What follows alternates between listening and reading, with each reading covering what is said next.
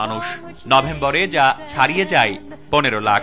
বাংলাদেশের মুক্তিযুদ্ধ নিয়ে কেন্দ্রীয় সরকারের সিদ্ধান্তের আগেই মানবতার আবেদনে বিপন্ন মানুষের পাশে দাঁড়ান ত্রিপুরাবাসী। সে সময় শরণার্থীদের খাদ্য আর বাসস্থানের ব্যবস্থা করতে বিশেষ ভূমিকা রাখেন ত্রিপুরার তৎকালীন মুখ্যমন্ত্রী শচীন্দ্র সিং। 21 মে লম্বছড়ায় এক শরণার্থী শিবিরে গিয়ে তিনি বলেন, পূর্ব বাংলার এই আন্দোলন গণতন্ত্রের আন্দোলন। বাংলাদেশের স্বাধীনতার প্রতি তার একান্ত সমর্থনেই ত্রিপুরার পাহাড় আর টিলায় গড়ে ওঠে মুক্তিযোদ্ধাদের ক্যাম্প, যার অনেকগুলোই স্থাপন করা হয় স্থানীয়দের বসতবাড়ি সরিয়ে।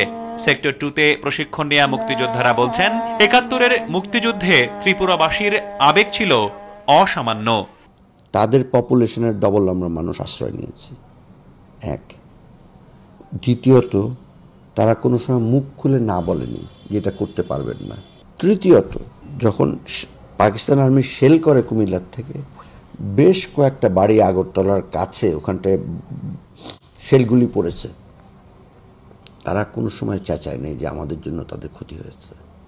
সেই সময়ের স্মৃতি রক্ষায় ত্রিপুরায় গড়ে তোলা হয়েছে মুক্তিযুদ্ধ স্মৃতি পার্ক। 25 মার্চের পরই বাংলার পথে ঘাটে শরণার্থী স্রোত। বাপদাদার ভিটে মাটি ছেড়ে যেভাবে পেরেছেন পাড়ি জমিয়েছেন ভারতের সীমান্তবর্তী রাজ্যে। ঢাকা, কুমিল্লা, চাঁদপুর, ব্রাহ্মণবাড়িয়া ও নোয়াখালীর লাখ লাখ মানুষের গন্তব্য ছিল ত্রিপুরা। ছোট্ট এই রাজ্যের আগরতলা, বিলোনিয়া, চোত্তাখোলা সহ বিভিন্ন জেলা আর মহকুমায় আশ্রয় নেন লাখ লাখ মানুষ। নভেম্বরে যা ছাড়িয়ে যায় 15 লাখ।